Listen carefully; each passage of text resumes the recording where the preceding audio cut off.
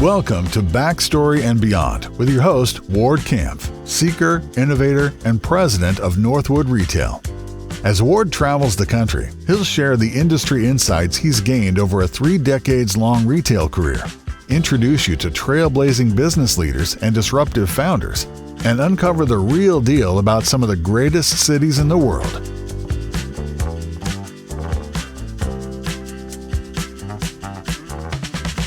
This week, Ward sits down with Jake Stewart, head of business development at Entrupy, an AI tool that can instantly authenticate luxury accessories.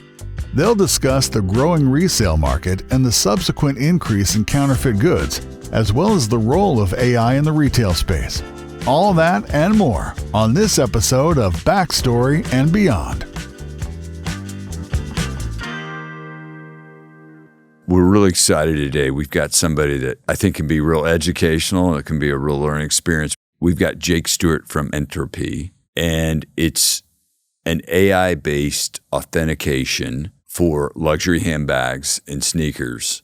Jake, thanks for coming to Austin. I really appreciate your time. I know you guys are busy, but I think AI is the topic. You know, it's come out of the gate really fast in 2023, and I'd love to hear your story. Just tell me kind of the journey, what the platform is and where you see it going. Thank you for having me, Ward. Happy to be here. My background is in technology and really in the product and partnership development sort of areas of technology. So after spending 6 months at Nike, I then spent 15 years at iFit and led product development efforts for that organization, both on the hardware and software side of things. And so very early on in my career, I came to this realization of what technology can do to drive experiences. And so for really the last 17, 18 years, that's what I've been trying to be a part of. And it's led me on a journey to Entrupy, where our focus and energy is really about using artificial intelligence and machine learning to solve a problem. And the problem that we're trying to solve is this massive problem of counterfeiting. And while we know we can never stop counterfeiters, what we want to become is a trust layer between buyers and sellers, and ensuring that transaction can exist with a level of trust that hopefully our solution can provide. And so, our journey has been one that has allowed us to consume massive amounts of data and build and perfect models to tell our customers whether something is real or fake at a really high level of accuracy. It sounds like you came at it from the consumer side with Nike. What a great place to train. I mean, people always say, who's the best DTC tenant out there? I would say Nike is. Yeah, Nike absolutely set the foundation. I was lucky enough to be a part of the golf group at Nike while Tiger Woods was at his peak. And as you mentioned, Nike comes to product development, to marketing, and everything that they do with this perspective of consumer focus and consumer first. And that has shaped my thinking on the product and partnership side in everything that I do. And if you understand consumer behavior, if you understand their needs and their wants and their pain points, then you can really sort of work backwards in developing systems and solutions that ultimately solve those problems. How do you feel like the interaction between AI and the consumer and or the retailers you work with is? We're very much a B2B platform that enables a consumer experience that meets the expectations for the products that they want to purchase and in turn utilize. And so experiential retail, and having worked with the Amazons and the Walmarts and the Nikes and everyone in the world that I've been able to, it's allowed me to understand how to take an approach from the mindset of a consumer and hopefully then translate it back to what we do in our decision-making around product development and around marketing and around our voice and our messaging to really hopefully improve their overall experience with products.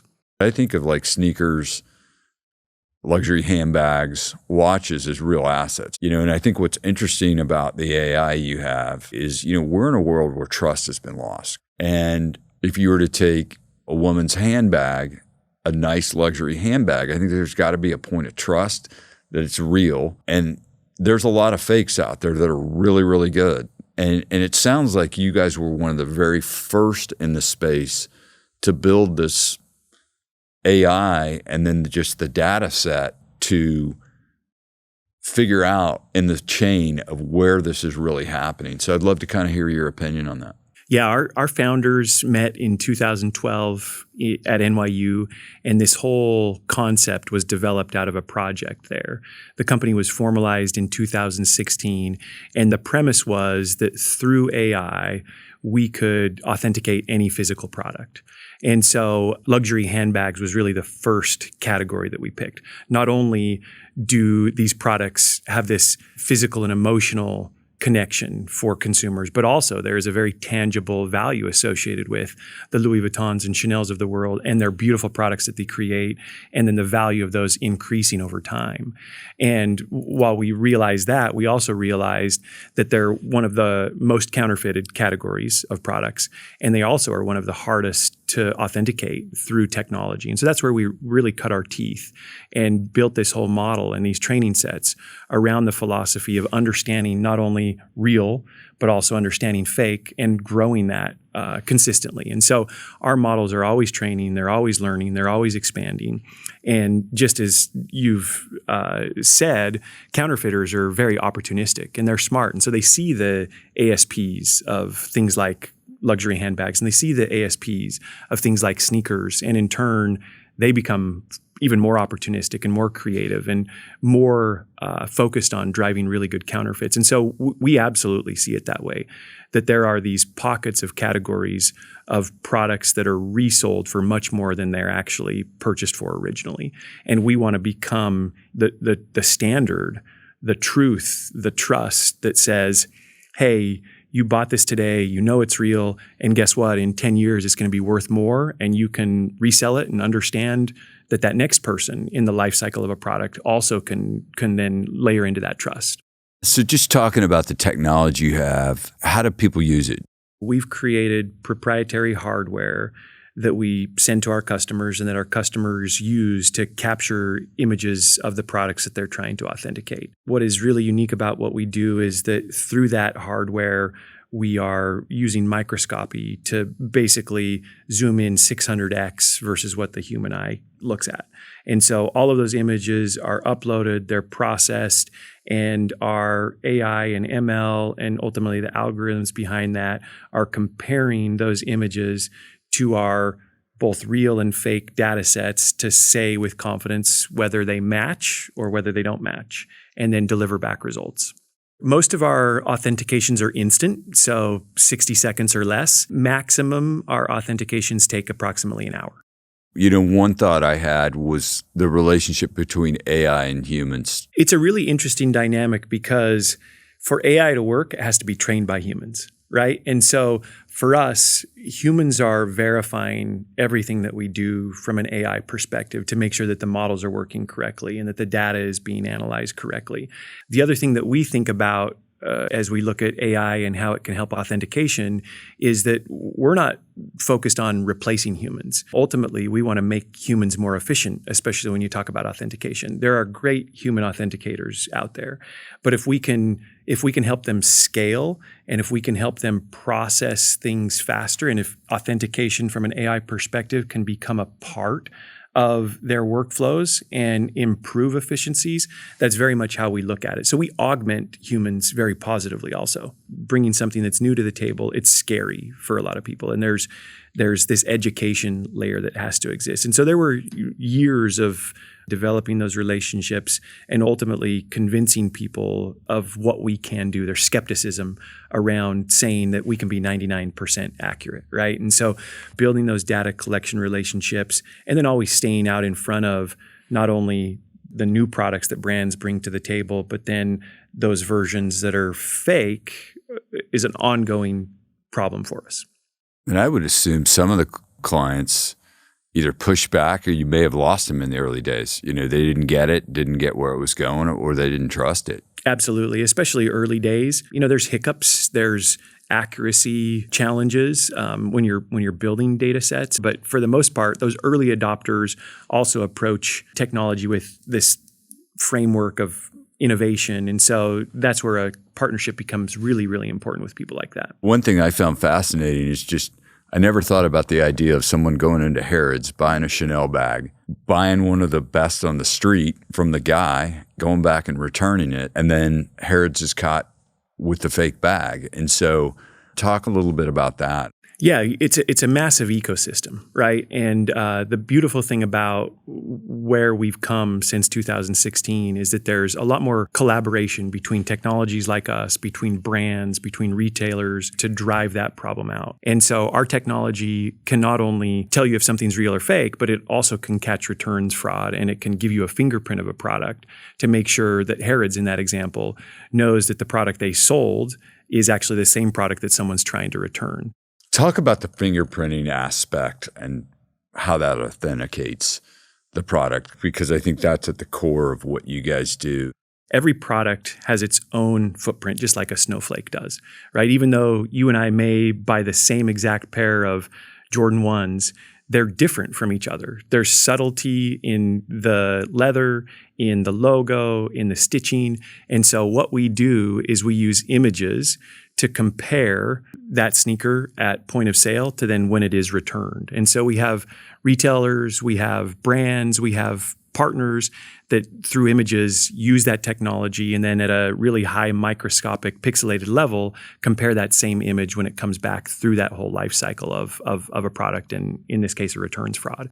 And in fingerprinting, I would assume that the value of having something authenticated through fingerprinting, a bag, sneakers, there's got to be a value proposition. You don't know it's counterfeit, but over the life cycle, once it's done and it's in the database, it can travel, it can resell.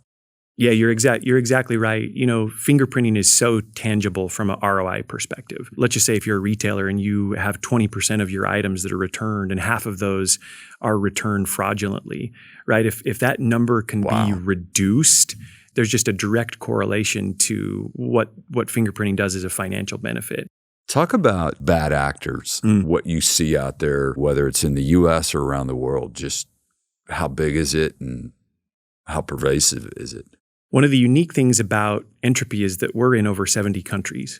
And so we see pockets of bad actors and what they're trying to do in bags and in sneakers very uniquely, right? Because we'll see something come out of Japan and then trickle into the Philippines and into other places, and then ultimately from an inventory perspective even try to come to the US.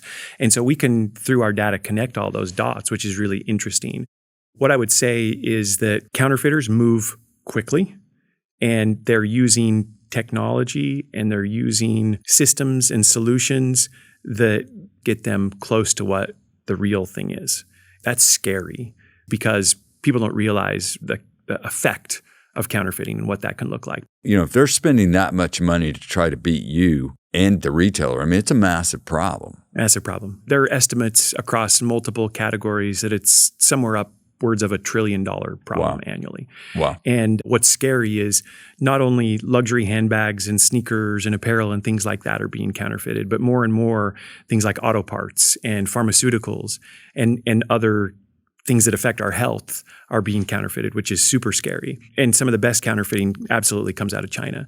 But what's really been interesting that we've noticed is that these Chinese operations, because of duties and customs and opportunities and credibility, et cetera, they're building factories in Italy and they're building factories in the Philippines. And so they're moving their operations globally to capitalize on those pockets of where things are selling really well. Well, if you think about Italy and leather goods, I would have never thought that it'd be occurring there. Yep. But yeah. Walk me through, thoughts on what you see as far as people trading in and out of handbags. Do people view it as an asset? Yeah, handbags are absolutely an asset. Over the last number of decades, their values have been growing dramatically, and the resale side of things has been growing dramatically. Resale is growing 5x of traditional retail. And so I think there's a couple of dynamics at play. Firstly, the consumer is changing, right? And so you have Gen Z and others that are starting to get into this luxury space. They have some disposable income. They're sort of looking at owning homes versus renting differently. And so that consumer is evolving and growing. And at the same time, they care more about sustainability. They care more about and want to participate in the circular economy. And so they're very interested in all of a sudden owning a Louis Vuitton, regardless of the fact that it's secondhand.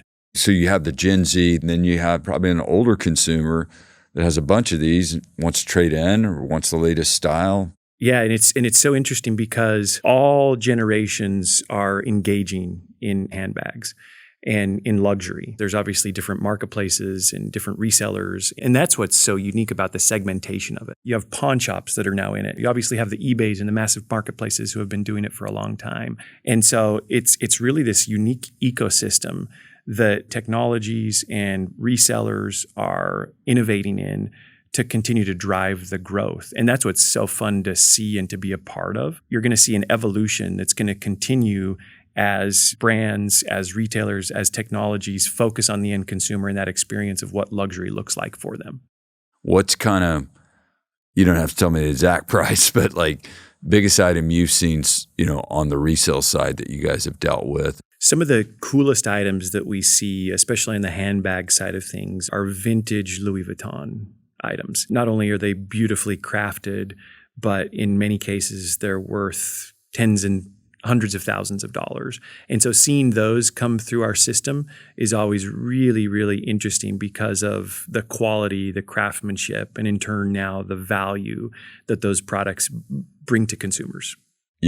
Talk to me about the social influence, the side hustle person that all of a sudden they become a massive marketplace. How big of effect is that having on this market? COVID reinforced this side hustle behavior for lots of categories, luxury handbags, sneakers, trading cards, et cetera. And now they are the ones building that layer of trust with consumers. They're creating experiences. They're making it feel like you're not even shopping and all of a sudden you're buying. It's the wave of the future, very much so for categories like luxury. Again, what's so cool about the retail space, and whether you include social resellers in it or not, at the end of the day, they're minimally resellers. They are targeting new consumers. They're now becoming part of this pre-loved ecosystem that is so interesting and compelling. And you guys provide the solution of, the fingerprinting. Yep. To me, it seems like it's only going to grow more. What we see and what we believe is that 5X is on its way to 10X, right? Or something towards that direction. In sneakers, they say that the current market of resale is somewhere in the $6 to $7 billion range. And in the next 5 years, it's going to be $30 billion.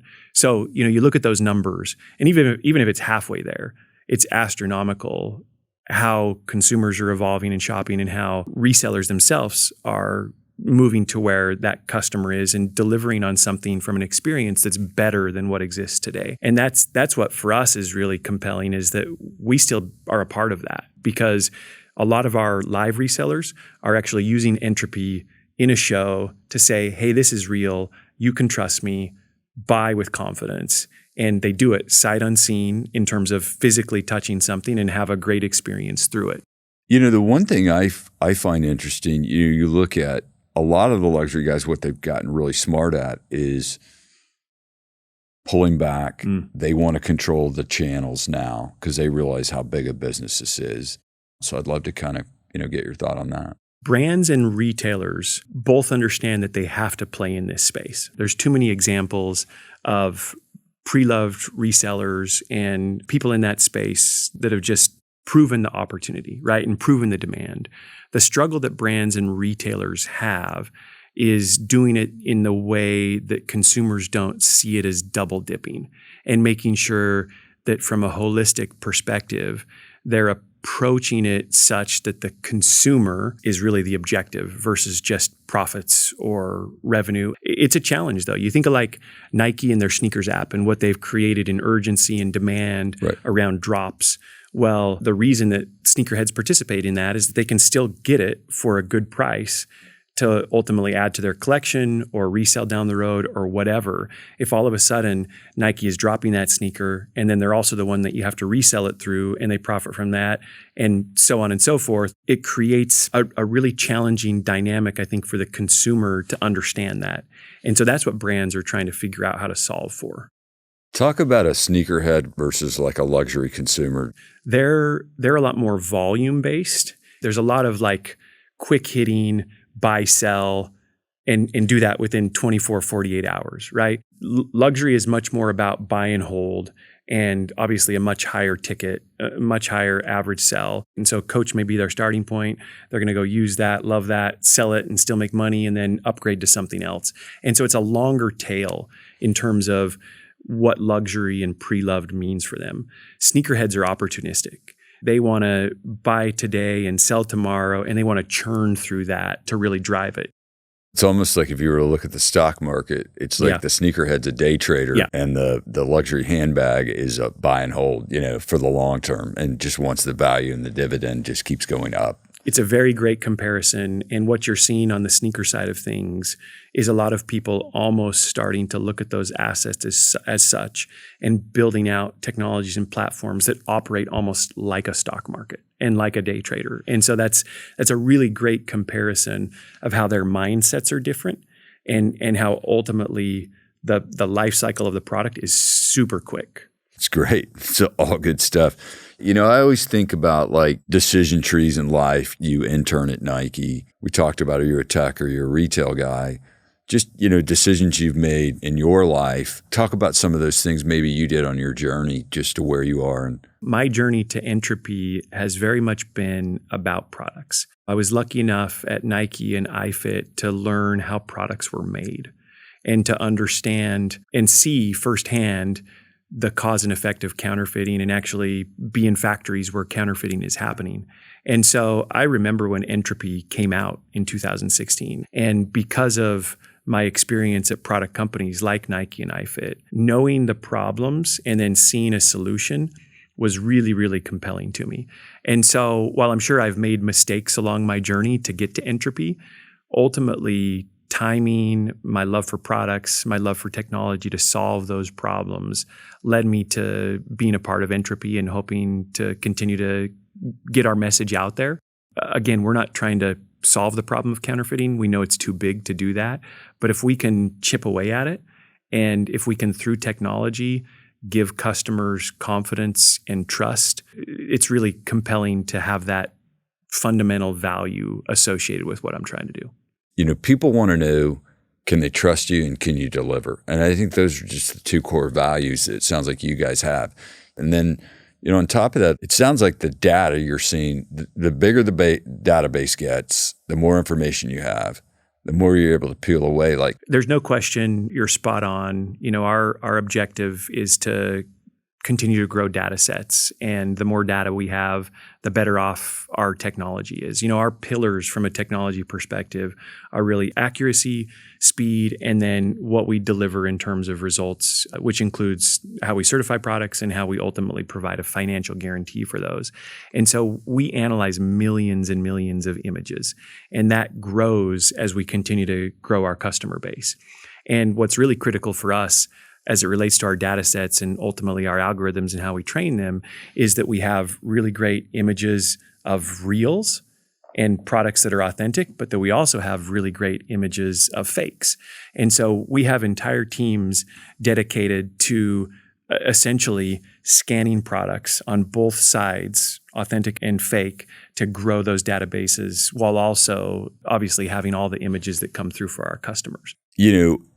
Interesting thought as you're seeing all this data. Have you ever seen just a batch and then you trace it back? And I'm just thinking about, you said, it's Japan, Italy, like, are you seeing that where you go, huh? Absolutely. That's what's unique about our global footprint. And I sort of mentioned Italy for that exact reason. This last year, we saw pockets of inventory where all of a sudden at a number of our customers across Europe, we saw similar fakes. And so in turn, you're realizing that there are these batches that start to get into supply chains and start to become problems. And what it allows us to do is hopefully try to, with our customers, make them aware and then get out in front of it and stop it. You guys, you're this kind of startup. James Allen Chris Zook wrote this book, The Founder Mentality. There's kind of three pillars. One of them is you're this insurgent technology, which it feels like you guys were one of the very first. Running the business, it can't be, you're moving so fast, it can't be a bunch of meetings and bureaucratic cash flows. Somebody's always looking at that. And then the last part that I really focus on is being on the front line, because the front line tells you everything. You're talking to everyone and you're aware of all of it. Is that kind of the way you guys run the business? Yeah, very much so. All of those pillars are fundamental to our core values and what we're trying to accomplish. There's a pace and an urgency in everything that we do that ensures speed, and we're trying to learn and grow and operate within those pillars as fast as we possibly can. I do think speed is really important. It's a really competitive industry to be in, retail and the consumer. But if you think about the consumer being 70% of the economy or GDP, it's an important space to play in. It absolutely is. And if you don't understand the consumer, that's where I think the demise starts to bubble up, right? You look at retailers and brands and examples of people who have failed. At the end of the day, they forget who their consumer is. And I think they forget those front lines and stop having those conversations. So what's really impressive to me about our company and our team is that from our CEO down, day in and day out, we're talking to the industry, we're talking to brands, and ultimately we're talking to the end consumer to understand who they are, what they need, and how things evolve. Because if you have the consumer as your focus, you never lose that North Star. It sounds like dealing with Nike, dealing with more heritage type companies is probably the space you play in, but more importantly, understanding, I think all of retail relates back to demographics. And by the way, there is this transfer of wealth that's going to happen over the next 10 or 20 years. There's going to be a lot of consumption, and then the world market is so big. How do you guys look at that? That's why we feel it's so important to understand the demographics and how they differ, not only across generations, but also across the globe. And it's why we play in so many different segments, right? Again, kind of back to what we discussed earlier, pawn shops and who walks into a pawn shop day in and day out is entirely different than who's buying off of TikTok versus who's buying off of eBay. And at the end of the day, we don't really discriminate in terms of the segments that we focus on. Obviously, there's some that are bigger than others, and there's certain areas that may not make sense. But what we try to do is be a part of conversations across all of those different segments. And so understanding our personas within each of those segments is a massive focus and an effort for us. And always just understanding how they're evolving. Because if we can be there and ensure we're that standard in all of those different areas, we get back to the end consumer who, again, demographically is different from all of those different people. The underlying factor of all this, I think you guys are probably on the same page we are, where we invest. We think about job growth. We think about where the young people are going, what they need. But I think you guys agree, it all comes back to demographics and what you see. Absolutely, right? And if you understand those demographics, you can understand the channels they play in. Right. You can, again, understand their different needs and ultimately serve up something that helps address those. It all starts with that for us, and understanding them and what they want and what they need and how channels are servicing them. Well, it's moving so fast. Instagram was one thing, but the TikTok thing is another. And the scale that TikTok has is... Yeah, I mean, it would be surprising if within the next 2 to 3 years, they're not the largest reseller of pre-loved goods. And you just think about that statement, right? You think about businesses that have been in it forever, businesses and brands and retailers that will continue to get into it. TikTok, a social platform, could become the largest reseller of pre-loved globally. As we explore our guests, we always want to find out where they're from. Being in Salt Lake, I'd love to know kind of the real deal, boutiques, restaurants. Just talk a little bit about the scene, the vibe in Salt Lake. I got to be careful because there's too many people coming to Salt Lake here, Ward. But fundamentally, Salt Lake and Utah in general is all about activity. So if you like the mountains, if you like to bike, hike, ski, and enjoy being in nature, in my opinion, it's one of the greatest places in the world. I think the Olympics being there in 96 was the catalyst. And then just the resorts up in Park City, but then the airport. I think you guys have one of the top airports, and that probably precipitates, definitely helps. go-tos in town, Yeah, absolutely. Restaurant-wise, we're getting more and more diversity, which is great. So if you like great Mexican, Italian, and even Indian, those restaurants continue to grow and expand. One of my favorite Mexican restaurants is the Red Iguana, unbelievable burritos. And from an Italian perspective, there's a family-owned place that we love to go. It's called Lanone. The owner is Italian. He's from Italy. He prepares all the meals. It's this beautiful old home that he's built the restaurant in. So it's like walking back in time to old Italy. And the church has built this whole shopping center called City Creek. And in City Creek, it has this combination of outdoor, indoor, and restaurants, great stores, a really fun atmosphere and experience that is well worth going and exploring. And lastly, the hidden gem. So about an hour and a half north is one of the last family-owned ski resorts in Utah. It's called Beaver Mountain. It's over 100 years old. Lift tickets are under $60, where Park City's $225 now. Wow. And you get as good of snow with not as many runs. One of the last great family mountains from a ski perspective that exists. It's pretty rare. Rare. Family yeah. Rare. Especially in Utah, everything's been bought up and people have merged with Vail and other things like that. And it just, the lodge is nothing to write home about, but the snow is gorgeous. And, for $56, you can still have Utah snow, and that doesn't exist very many places anymore. It doesn't.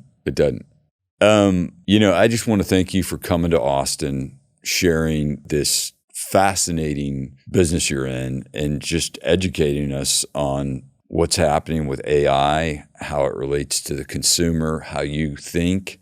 I've really enjoyed the conversation. And then lastly, how do people find you? Yeah, thank you, Ward. Appreciate it a ton. It's been an honor. You can find us at Entrupy.com. We're across all different social media platforms, but easiest to reach out via Entrupy.com to find us. Thank you. I really appreciate your time. Thank you. This has been Backstory and Beyond, hosted by Ward Kampf.